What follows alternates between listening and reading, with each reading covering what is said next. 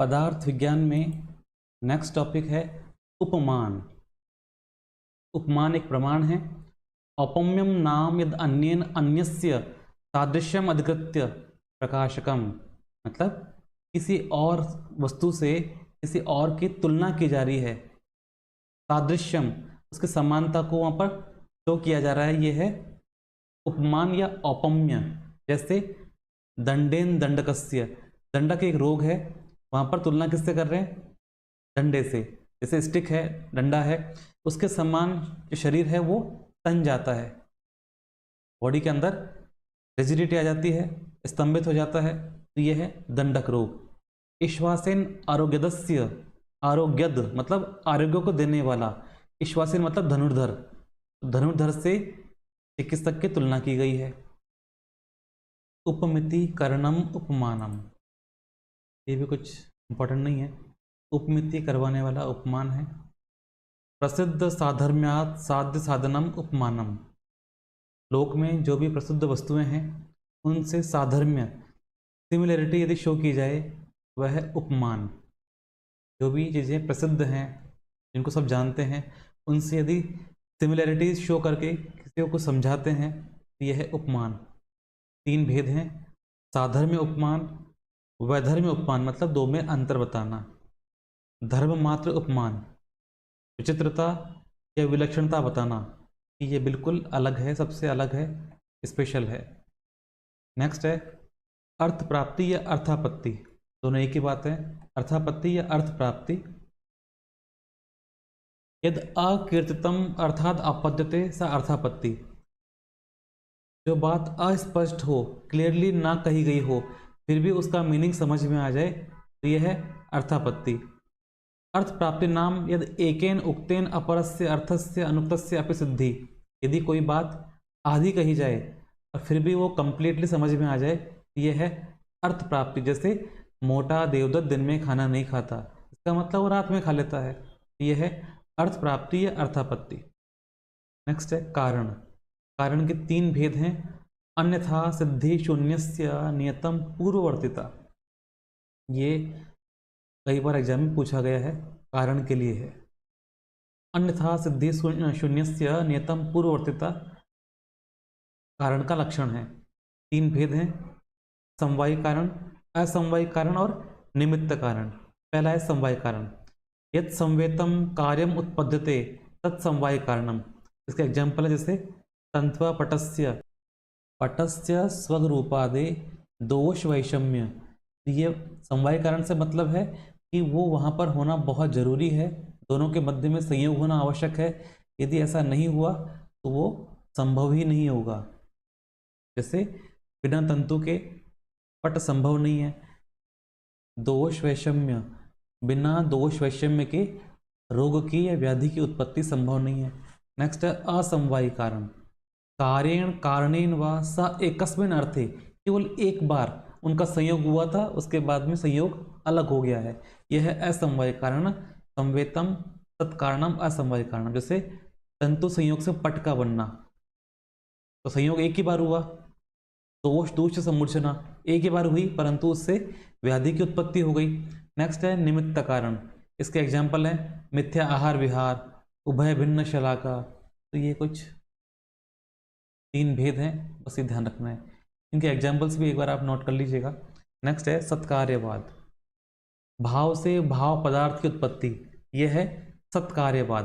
दो शाखाएं हैं इसकी, परिणामवाद सांख्य दर्शन के अनुसार, विवर्तवाद वेदांत के अनुसार। दो शाखाएं हैं, परिणामवाद सांख्य के अनुसार, विवर्तवाद वेदांत के अनुसार। सत्कार्यवाद है असत्कारणात् उपादान ग्रहणात् सर्वसंभव अभावात् शक्तस्य शक्य करणात् कारण अभावात् सत्कार्यम। ये लक्षण जो है आपको बार बार पढ़ना है। सत्कार्यवाद के लिए है असत्करणात् उपादान ग्रहणात् सर्वसंभव अभावात् शक्तस्य शक्य करणात् कारण अभावात् सत्कार्यम। जैसे दूध से घृत बन सकता है, परंतु जो बालू है मिट्टी, उससे घृत नहीं बन सकता, तो यह है सत्कार्यवाद। नेक्स्ट है परिणामवाद। परिणामवाद के लिए है, इसका एक भेद है धर्म परिणाम। जैसे दूध से दही बनना, दूध जो है कंप्लीटली दही में परिवर्तित हो जाता है। नेक्स्ट है लक्षण परिणाम, यह है दूध से मलाई। तो दूध जो है पूर्णतया मलाई में परिवर्तित नहीं हो रहा, दूध का थोड़ा सा पार्ट ही जो है मलाई में परिवर्तित हो रहा है, तो यह लक्षण परिणाम। कंप्लीटली हो रहा है धर्म परिणाम, दूध से दही बनना, यह है परिणामवाद। नेक्स्ट है पाक, ये इंपॉर्टेंट है, पाक ध्यान होने चाहिए। पीलू पाक और पिठर पाक। तो पीलू पाक है वैशेषिक के अनुसार, पिठर पाक है न्याय दर्शन के अनुसार। यहाँ से एग्जाम में कई बार क्वेश्चन आते हैं कि पीलू पाक किस दर्शन के अनुसार है, पिठर पाक किस दर्शन के अनुसार है। तो जब भी आप याद करें तो ऐसे याद रखेंगे, पीलू वैशेषिक, पिठर न्याय, बार बार ऐसे पढ़ेंगे तो याद हो जाएगा, पीलू वैशेषिक, पिठर न्याय। इसमें क्या है, परमाणु में पाक हो रहा है और इसमें है अवयव में पाक, इसमें केमिकल चेंजेस हैं, इसमें है फिजिकल चेंजेस। नेक्स्ट है सत्व रजतम, ये हम पहले भी पढ़ चुके हैं। सत्वम लघु प्रकाशकम इष्टम उपष्टकम चलम च रज गुरु वर्णकम एव तमा प्रदीपवत च अर्थतो वृत्ति। सत्व कैसा है, लघु होता है, प्रकाशक है, उपष्टंभक है, चल है, यह है रज। उपष्टंभक चल रज के लिए कहा गया है। गुरु और आवरण करने वाला वर्णकम, यह है तम। प्रदीपवत चार्थतो वृत्ति, यह है सत्वरस तम के लिए, प्रदीपवत चार्थतो वृत्ति। नेक्स्ट है प्रीति अप्रीति विषदात्मक, प्रीति है सत्व के लिए, अप्रीति रज के लिए और विषाद हो गया तम के लिए। प्रकाश प्रवृत्ति नियमार्था, प्रकाश सत्व के लिए, प्रवृत्ति रज के लिए और नियम तम के लिए। अन्योन्य अभिभव आश्रय जनन मिथुन वृत्तेश्च गुणा, तो मिथुन वृत्तेश्च गुणा ये है सत्वरस तम के लिए। नीलम तमस चलती, नील यहाँ पे गुण है, तम यहाँ पर द्रव्य है। 10वां गुण जो है तम है प्रभाकर के अनुसार, 10वां गुण तम है प्रभाकर के अनुसार। यहाँ पर ये जो बात हमने पढ़ी टेबल फॉर्म में है, सत्व के लिए प्रकाशक है, इष्ट है, प्रीति, कल्याण, लघु और सुखात्मक। रज के लिए है चल, उपष्टंभक, अप्रीति, रोष और प्रवृत्ति। तम है गुरु, आवरक है विषाद, नियामक, नियामक इंपॉर्टेंट है, और मोहात्मक, मोह उत्पन्न करने वाला है। नेक्स्ट है तंत्र युक्ति, आचार्य चरक के अनुसार है 36, सुश्रुत के अनुसार है 32, भट्टार हरिश्चंद्र के अनुसार है 40, भाव प्रकाश के अनुसार है 42। तंत्र युक्ति का प्रयोजन है वाक्य योजना और अर्थ योजना, तो दो इसके प्रयोजन हैं, दो प्रयोजन हैं, वाक्य योजना, अर्थ योजना। तंत्र गुण है 18 है, चरक के अनुसार है 15। ताच्छिल्य, आचार्य अरुण दत्त के अनुसार ताच्छिल्य है 17 होते हैं। कल्पना, ये भी है अरुण दत्त के अनुसार 7 होते हैं। तंत्र दोष अरुण दत्त के अनुसार है 15। तंत्र युक्तिकार, तंत्र युक्ति एक बुक का नाम है, तंत्र युक्ति एक बुक भी है, इसके लेखक हैं शंकर शर्मा, इनके अनुसार है 15। इन्होंने भिन्न क्रम नहीं माना, हालांकि ये 14 होना चाहिए, ये है 14, इन्होंने भिन्न क्रम नहीं माना है। तंत्र युक्तिकार, तो तंत्र युक्तिकार कौन है, शंकर शर्मा है, इन्होंने 14 माना है, भिन्न क्रम को स्वीकार नहीं किया। चरक के अनुसार तंत्र के दोष हैं 5, न्यून, अधिक, अनर्थक, अपार्थक और विरुद्ध, ये पहले पढ़ चुके हैं। कारिकावली, इसके लेखक हैं विश्वनाथ पंचानन भट्ट, इसके अनुसार है तंत्र दोष 5। अर्थाश्रय, तंत्र युक्तिकार, लेखक हैं शंकर शर्मा 21। अरुण दत्त के अनुसार हैं 20, इन्होंने उपधा लोप नहीं माना है। नेक्स्ट कुछ और इंपॉर्टेंट पॉइंट्स हैं। सत्कार्यवाद, यही क्या है, कार्य कारणवाद, यही है परिणामवाद, यह है सांख्य दर्शन के अनुसार। असत्कार्यवाद या आरंभवाद, यह है न्याय दर्शन और वैशेषिक के अनुसार। सत्कार्यवाद, कार्य कारणवाद, परिणामवाद एक ही बात है सांख्य दर्शन के अनुसार। असत्कार्यवाद या आरंभवाद, यह है न्याय दर्शन और वैशेषिक दर्शन के अनुसार। संभव, संभव क्या क्या है, संभव प्रमाण भी है, तंत्र युक्ति भी है और अर्थाश्रय भी है, ये 3 है। संभव प्रमाण भी है, तंत्र युक्ति भी है और अर्थाश्रय भी है। गुण कल्पना है, गुण निमित्ता ताच्छिल्य है, देवनागरी में क का मतलब है जल, ख का मतलब है आकाश, च का मतलब है पित्त। क मतलब जल, ख मतलब आकाश, च मीन्स पित्त। एकत्ववाद वेदांत के अनुसार है, द्वैतवाद सांख्य के अनुसार है और योग के अनुसार भी है द्वैतवाद।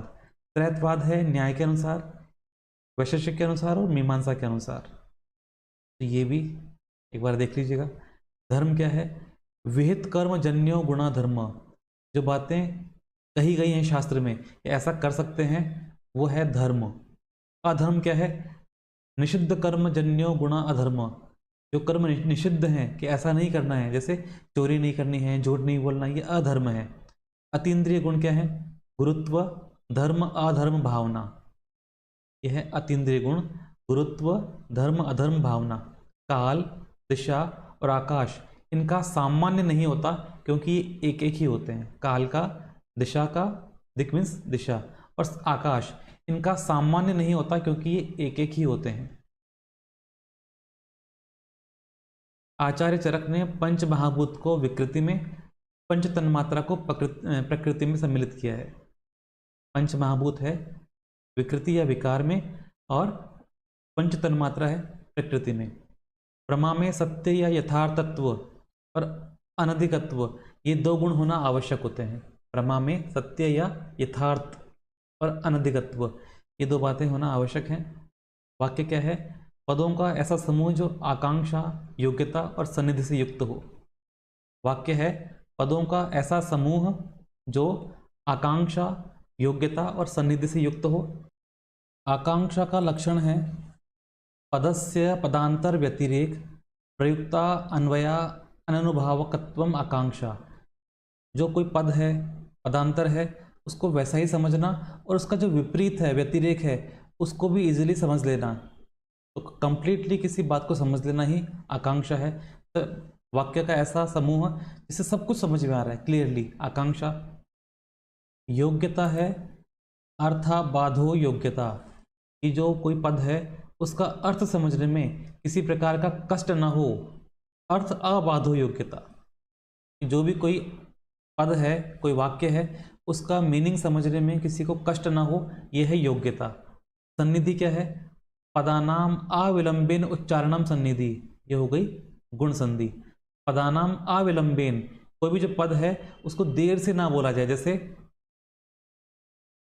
राम खाना खाता है, इसको ऐसे बोलते हैं राम, फिर भूल गए, फिर खाना, फिर खाता और फिर है, तो ये क्या हो गया? मीनिंगलेस हो गया। राम खाना खाता है, ये हो गया सन्निधि। पदानाम अविलंबेन, शीघ्र ही पदों को उच्चारण करना, यह है सन्निधि। इस प्रकार से यह है आकांक्षा, योग्यता, सन्निधि।